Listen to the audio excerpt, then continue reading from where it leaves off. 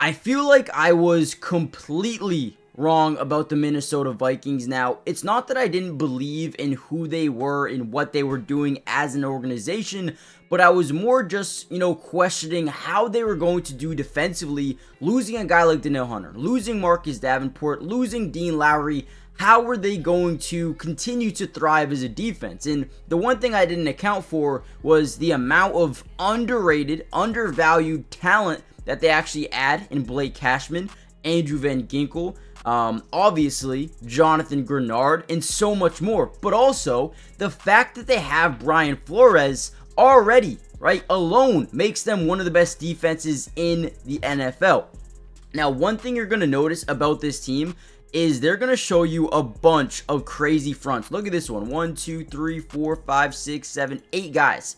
8 guys up front against Mac Jones. Poor Mac Jones probably doesn't know what to do, right? But a thing that's crazy about them is they'll show you this front, but right before the ball is snapped, they'll change it, right? Boom, there goes Harrison Smith. Now the quarterback has no time to adjust, no time to really think about, okay, wait, what just happened? What is going on? So right there, that's a factor alone that confuses a quarterback. But now we got a double mug look, so we're really putting pressure on this A-gap, as well as we don't know where the pressure is going to come from. Maybe they overload the left side here, or maybe, right, they drop a bunch of guys back. And that is exactly what they do. They actually only send 4 guys here up front, which allows or forces the offensive line to kind of panic. Watch 56 here at the bottom of your screen.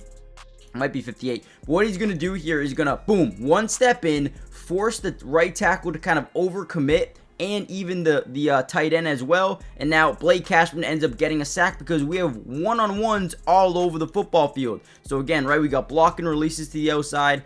We force a double team because they think these guys are coming in. Double team there. We got a double team here, leaving one-on-ones up the middle. Blake Cashman, Van Ginkel versus a running back and a quarterback. I mean, this is what you want to see every single day of the week. They're so smart. They're so calculated. And this is the reason why I was wrong about them. I didn't think they were going to be this good defensively. And what I wanted to do was actually break down this game.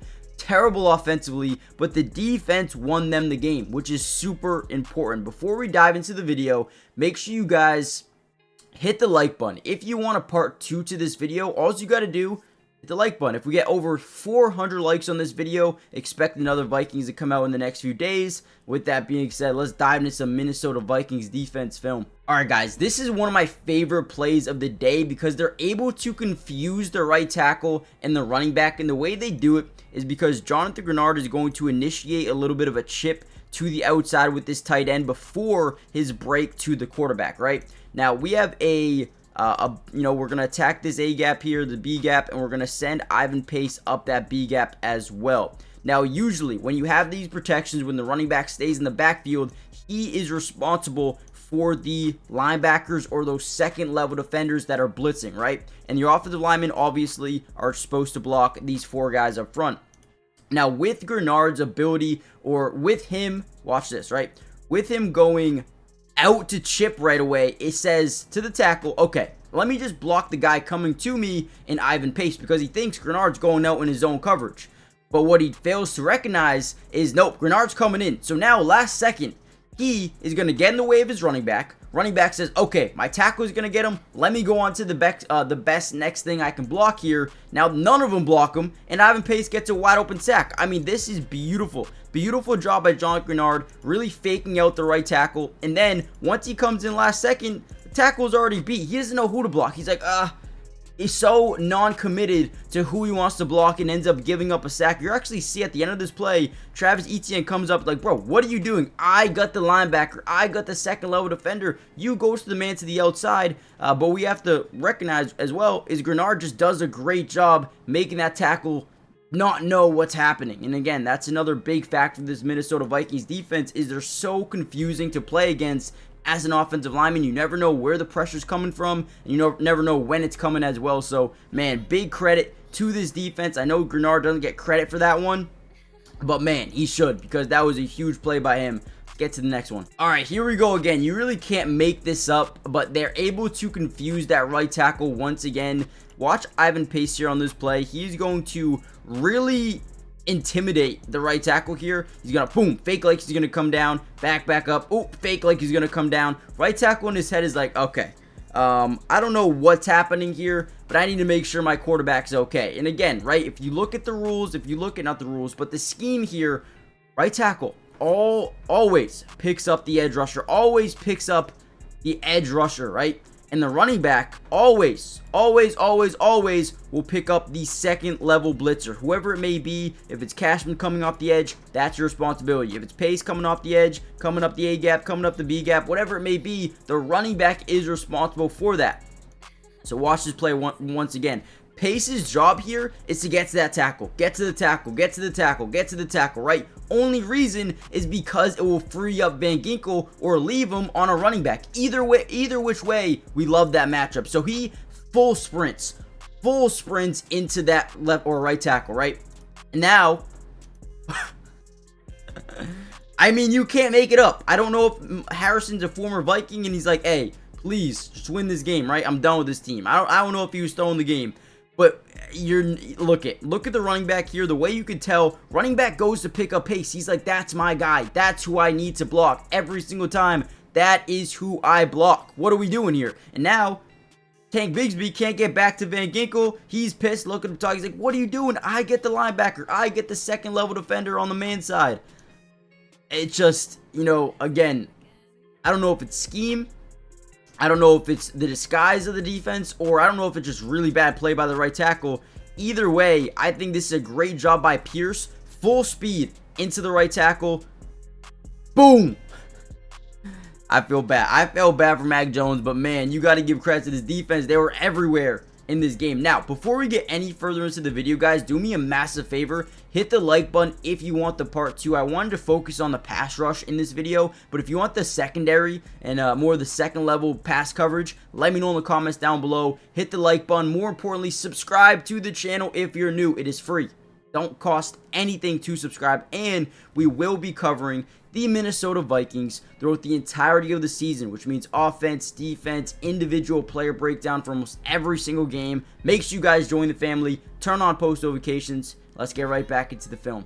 Alright, here's a very interesting play, and one thing that they had to do almost every single time was just have a bunch in block and releases. So you're going to see Evan Ingram chip and release, this tight end chip and release, running back going to chip and release. We're going to have a bunch of like little flats here. Running back will get out the backfield and stop over the middle.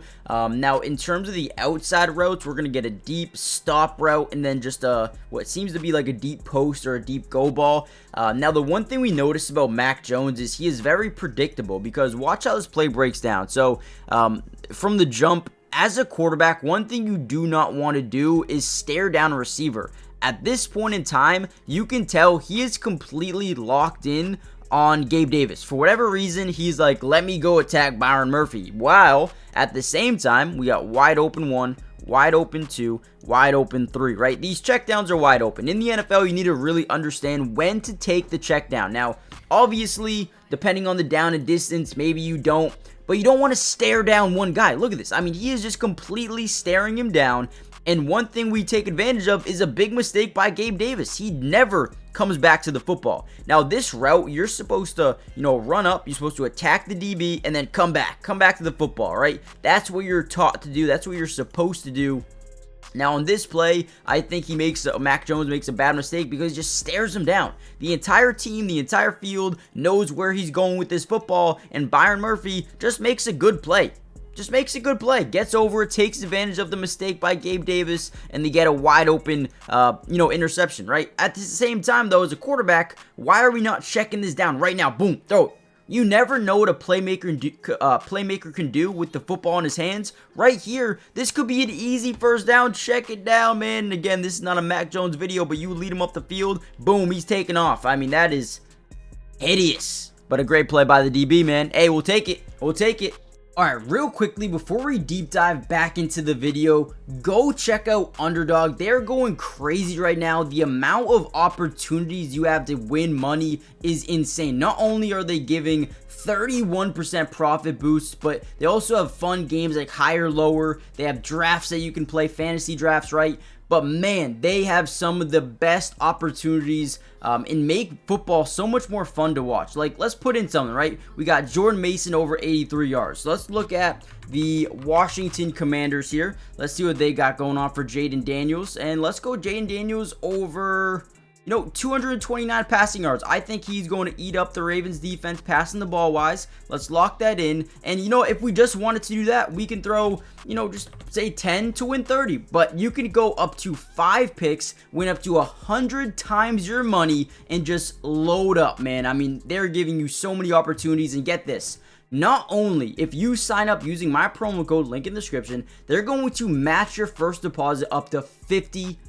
So if you put in $1,000, they're going to give you $500 free.